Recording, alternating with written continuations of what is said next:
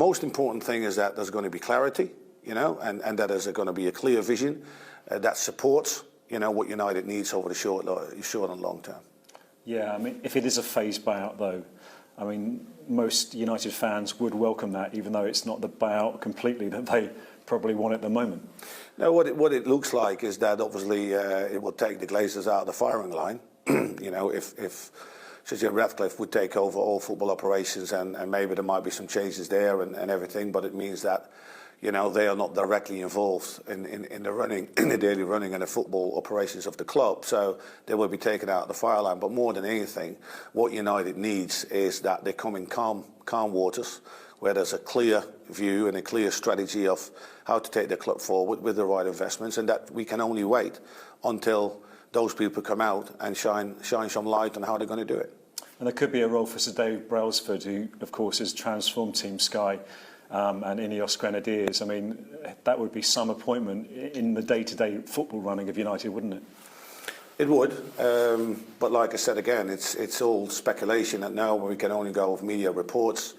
We have to wait and see, and until these people come out and be clear and say, yes, we have got this 25% stake, and this is how we're going to do it. Only then you can form an opinion how that future is going to look like.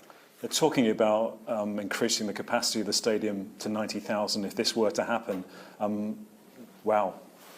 It would be amazing, but I think it's very clear and it's been documented very, very well that Old Trafford needs revamping, and it needs, some really thorough investment.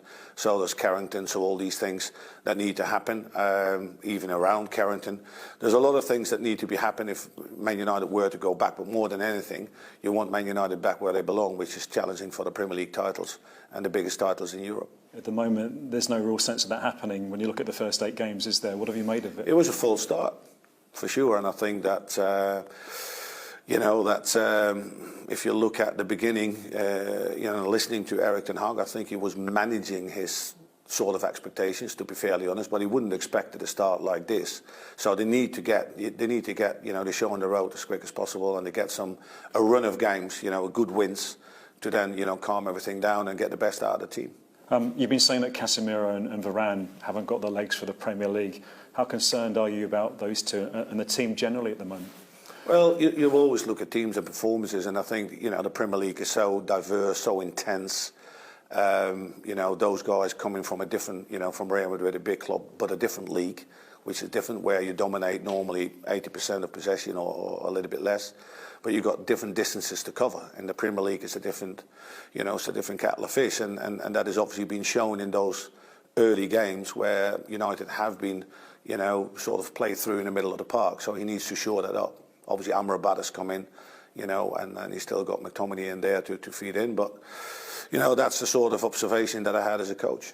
Yeah, and McTominay, with the goals against Brentford, Fergie time, still works at United. What did you make of that amazing recovery against Brentford? I was very pleased for Scott, because I know him, from a very early age as a young boy. He's such an honest player, plays high on energy, and Manchester United means everything to him. And for him, to do that, to turn it around, was fantastic, but it was also very good, for the fans itself. So there is still, and it was important to win that game, to go in the break, in the FIFA break, and to come out of it on a positive note.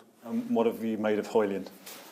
I think he's a very good prospect. I think he's a very hard-working striker, a lot of potential, still getting used to the Premier League, but what we've seen, in the first game is very promising.